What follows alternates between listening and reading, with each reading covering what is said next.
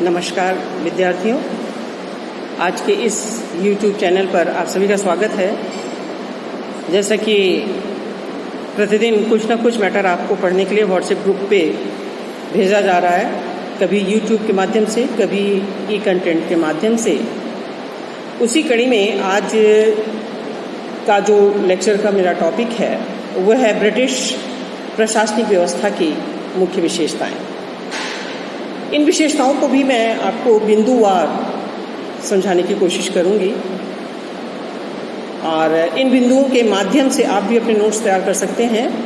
ये कंटेंट भी मैं ज़रूर भेजूंगी जिसमें आप पढ़ करके अपने खुद के भी नोट्स बना सकते हैं। तो जो ब्रिटिश प्रशासन की विशेषताएं हैं उसमें सबसे पहला जो बिंदु है वह उत्तरदायी एवं कल्याणकारी प्रशासन।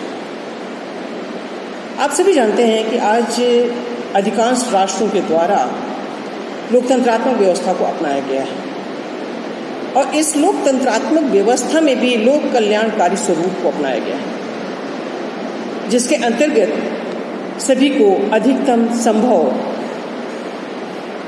जनता के हित में कल्याणकारी योजनाएं बनती हैं, निर्मित होती हैं और उनको प्रशासन के द्वारा क्रियान्वित किया जाता है।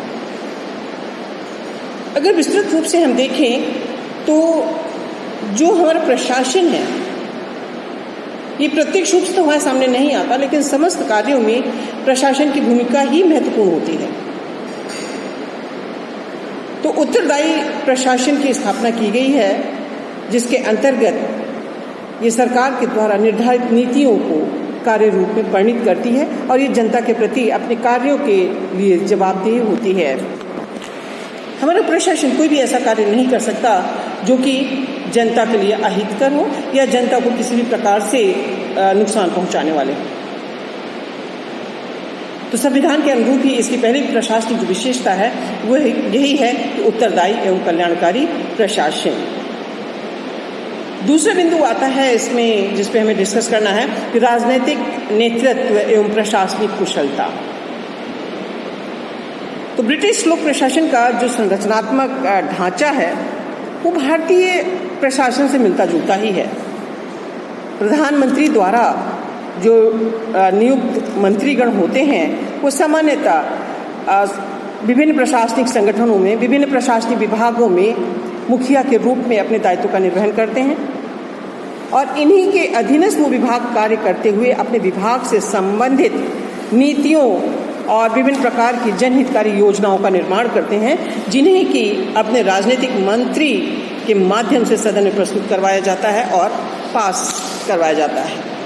और पास होने के पश्चात जो भी नीतियां या योजनाएं सदन के द्वारा स्वीकृत हो जाती हैं उनको क्रियान्वित करने का पुनः जो दायित्व है वो प्रशासन का हो जाता है।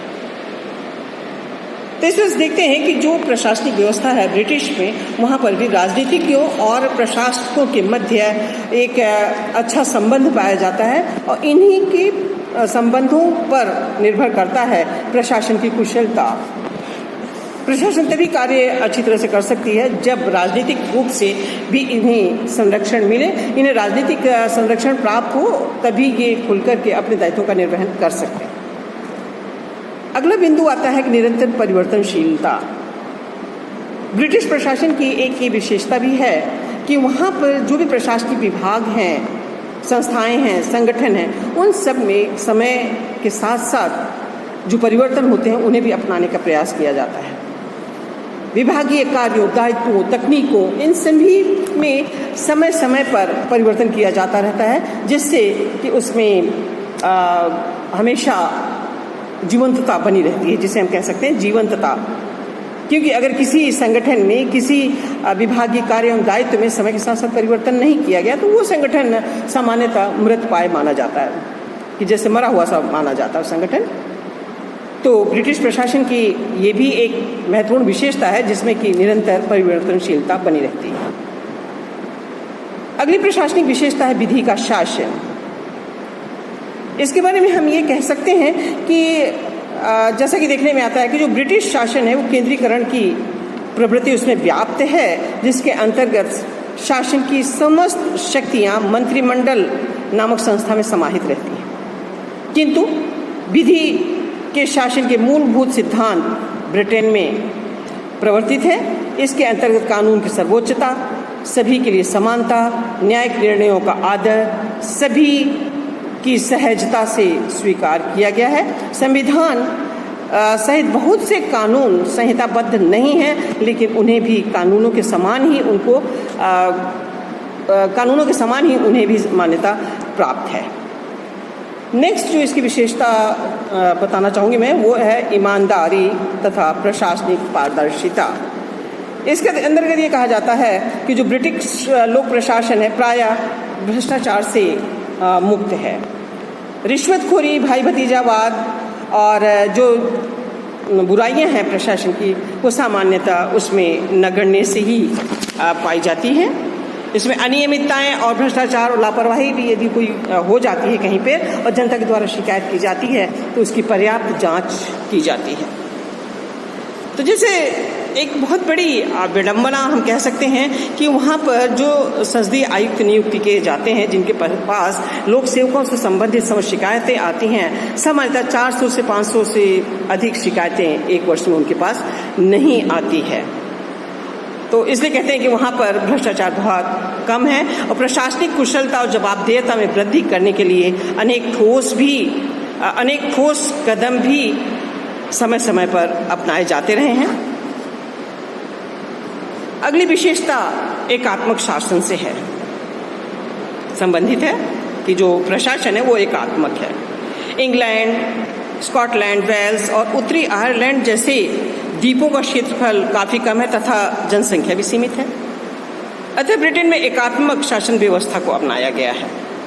भारत और अमेरिका की तरह ब्रिटेन में केंद्रीय एवं प्रांतीय दोनों स्तरों पर सरकारें नहीं होती हैं, बल्कि एक ही सरकार के अंतर्गत ये सभी कार्य करते हैं। ब्रिटेन का प्रशासन संचालित होता है जो एकात्मक शासन का ही पर्याय माना जाता है। हालांकि वहाँ पर स्थानीय शासन भी संचालित किया जाता है, लेकिन वो स्थानीय शासन स्वतंत्र सरकारें होती हैं, लेकिन उन पर केंद्रीय सरकार के द्वारा पूरा नियंत्रण स्थापित किया जाता है। प्रधानमंत्री और मंत्रिमंडल के द्वारा ही उनको समय समय पर दिशा निर्देशित किया जाता है, जिससे कि वो अपने कार्यों और भूमिका का निर्वहन करते हैं। इसलिए हम कहते हैं कि भले ही स्थानीय सरकार अलग है, लेकिन वो चूंकि केंद्र सरकार की निर्देशन में ही कार्य करती हैं, उनके अधीनस्थता में ही कार्य करती हैं, इसलिए कहा जाता है कि वहाँ पर ब्रिटेन में एकात्मक प्रशासन की व्यवस्थाएं हैं। अगली विशेषता विस्तृत प्रशासनिक ढांचे से संबंधित है। यहाँ चूंकि हम ब्रिटेन के प्रशासन की बात कर रहे हैं, इसलिए हम यहाँ केंद्रीय प्रशासन के बारे में डिस्कस करेंगे। ब्रिटिश की जो प्रशासनिक व्यवस्था है उसमें प्रत्येक विभाग का कोई न कोई राजनीतिक मंत्री होता है। राजनीतिक मंत्री जो मुखिया के रूप में कार्य करता है, जिसे कहीं पर फर्स्ट लॉर्ड कहा जाता है, कहीं चांसलर ऑफ एक्सचेकर कहा जाता है, कभी विभागीय अध्यक्ष या सचिव इत्यादि नामों से उन्हें संबोधित किया जाता है। यहाँ ये आवश्यक नहीं है, यहाँ की प्रशासनिक व्यवस्था में ये आवश्यक नहीं है कि राजनीतिक स्तर का जो मुखिया है उसे मंत्री के नाम से ही संबोधित किया जाए। राज्य का जो राजनीतिक मंत्री होता है वो कार्य, नीति निर्माण और नियंत्रण से संबंधित है। वो अपने विभाग पर अपना नियंत्रण स्थापित करके रखता है और उसके नीचे कई कनिष्ठ मंत्री और सचिव वगैरह भी होते हैं जो कि इसको अपने उत्तरदायित्वों के निर्वहन में सहायता प्रदान करते हैं। राजनीतिक नेतृत्व के अधीनस्थता में ही प्रत्येक विभाग का प्रशासनिक प्रमुख भी होता है, जो कि लोक सेवाओं का वरिष्ठ अधिकारी होता है। वो राजनीतिक स्तर के मुखिया को अपने विभाग की विभिन्न प्रकार के जो भी परिवर्तन होते हैं, जो भी गतिविधियां होती हैं, जो भी उपलब्धियां होती हैं, उसके बारे में समय समय पर उनको अवगत कराते रहते हैं और उनसे उचित तालमेल की स्थिति में ही वहाँ की प्रशासनिक व्यवस्था संचालित की जाती है। अगली जो विशेषता है वो कुशल कार्मिक प्रशासन से संबंधित है। इसका तात्पर्य यहाँ पर यह है कि जो ब्रिटिश की लोक सेवाएं हैं वो कुशलता तथा निष्पक्षता की पर्याय हैं। जैसा कि मैंने आपको पहले ही बताया कि वहाँ पे भ्रष्टाचार बहुत कम है, नगण्य सा ही है। तो यहाँ पर ये देखा जाता है कि जो लोक सेवकों की भर्ती, प्रशिक्षण, पदोन्नति और वेतन निर्धारण जैसी जो सेवा शर्तें हैं उनके संबंध में भी समय समय पर सुधार किया जाता रहा है। और हरमन फाइनर ने कहा है कि ब्रिटिश लोक सेवकाओं की कुछ विशेषताएं और भी हैं जिसके कारण कि यहाँ निष्पक्षता बनी रहती है, भ्रष्टाचार मुक्त रहता है। उन्होंने इसमें एक जो विशेष चीज़ बताया है तो ये कहा कि ब्रिटिश में जो लोक सेवाएं हैं वो लूट प्रणाली जो कि अमेरिका में पाई जाती है उससे ग्रसित नहीं है। यहाँ पर लोक सेवकों की नियुक्ति विभिन्न प्रकार की प्रतियोगी परीक्षाओं के माध्यम से समानता के आधार पर संचालित की जाती है और उसके द्वारा ही कर्मचारियों का प्रतियोगी परीक्षाओं में जो योग्य होते हैं प्रत्याशी उनका ही चयन किया जाता है। और सामान्यतः यहाँ पर जो ब्रिटिश प्रशासन है उसमें कम आयु के व्यक्ति अर्थात 21 से 28 वर्ष की आयु सीमा निर्धारित की गई है जिसके अंतर्गत ही लोग जो योग्य प्रत्याशी होते हैं उनका लोक सेवाओं के लिए चयन किया जाता है। और यहाँ पर जो भर्ती प्रक्रिया संचालित करने वाली संस्था है वो सामान्यतः निष्पक्षता से अपने दायित्वों का निर्वहन करती है। अगली जो विशेषता बताई जाती है तटस्थता एवं प्रतिबद्धता से संबंधित है, जिसके बारे में भारत में भी हम देखते हैं कि यहाँ पे भी लोक सेवकों के लिए तटस्थतापूर्ण उत्तरदायित्व का निर्वहन करने की उम्मीद की जाती है। तो उसी प्रकार की व्यवस्था ब्रिटेन में भी है। अगली जो विशेषता है इसकी समितियों से संबंधित है। संसद के द्वारा विभिन्न प्रकार की समितियों का गठन किया जाता है जो कि विभिन्न क्षेत्रों से संबंधित विभागीय क्रियाओं पर नियंत्रण स्थापित करती है और समय समय पर जो भी निर्धारित उद्देश्य हैं उनकी क्रियान्विति को भी सुनिश्चित करती है कि उनकी क्रियान्विति सुचारू रूप से की गई है अथवा नहीं की गई है। एक अगली महत्वपूर्ण जो विशेषता प्रशासन की है वो है सामान्यज्ञों और विशेषज्ञों का समान महत्व है। इस विषय में अगर हम भारतीय प्रशासन की बात करें तो भारतीय प्रशासन ब्रिटिश प्रशासन से भिन्न है, क्योंकि भारत में सामान्यज्ञों को प्रधानता प्रदान की गई है विभिन्न विभागों में और विशेषज्ञ सामान्यज्ञों के अधीन कार्य करते हैं। जैसे विभाग का जो प्रशासनिक मुखिया होता है वो सचिव होता है जो कि सामान्यज्ञ होते हैं, किसी विशेष क्षेत्र के जिस विभाग में कार्य कर रहे हैं उसके एक्सपर्ट नहीं होते हैं, वो स्पेशलाइज नहीं होते हैं। लेकिन ब्रिटेन और उनको इम्पोर्टेंस भी उतनी नहीं मिलती जितनी कि उस विभाग के सचिव, सामान्य सचिव को, मुख्य सचिव को प्राप्त होती है। लेकिन ब्रिटेन में इसके विषय में भिन्नता है। वहाँ पर जो प्रशासनिक मुखिया है, प्रमुख मुख्य सचिव हैं, उन्हें और तकनीकी जो सचिव हैं उनको समान इम्पोर्टेंस दिया जाता है। और ये पहले से इसमें व्यवस्थाएं परिवर्तित हो रही हैं, तब हुआ है ब्रिटेन में। पहले वहाँ पर भी सामान्यज्ञों को ही प्रधानता दी जाती थी, लेकिन वर्तमान समय में जो ब्रिटेन में सामान्यज्ञ और तकनीकी विशेषज्ञों को समानता प्रदान की गई, समान महत्व प्रदान किया जाता है। अगला जो अंतिम मैं कह सकती हूँ और प्रशासन की, ब्रिटिश प्रशासन की विशेषता वो ये है कि प्रभावी स्थानीय स्वशासन।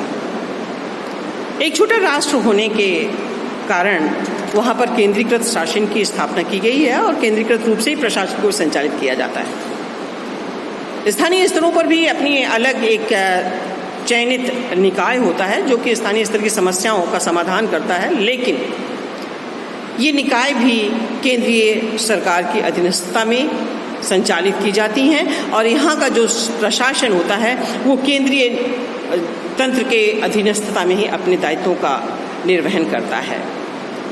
तो इस तरह से हम ये कह सकते हैं कि ब्रिटिश प्रशासन की जो व्यवस्थाएं हैं, जो विशेषताएं हैं, वो भारतीय प्रशासन से बहुत कुछ मेल खाती हैं, लेकिन अलग भी हैं। सबसे बड़ी जो पृथकता हम कह सकते हैं, वो भिन्नता जो कह सकते हैं हम, वो ये है कि ब्रिटिश प्रशासन में भ्रष्टाचार उतना नहीं है जितने हमारी भारतीय व्यवस्थाओं में विद्यमान है।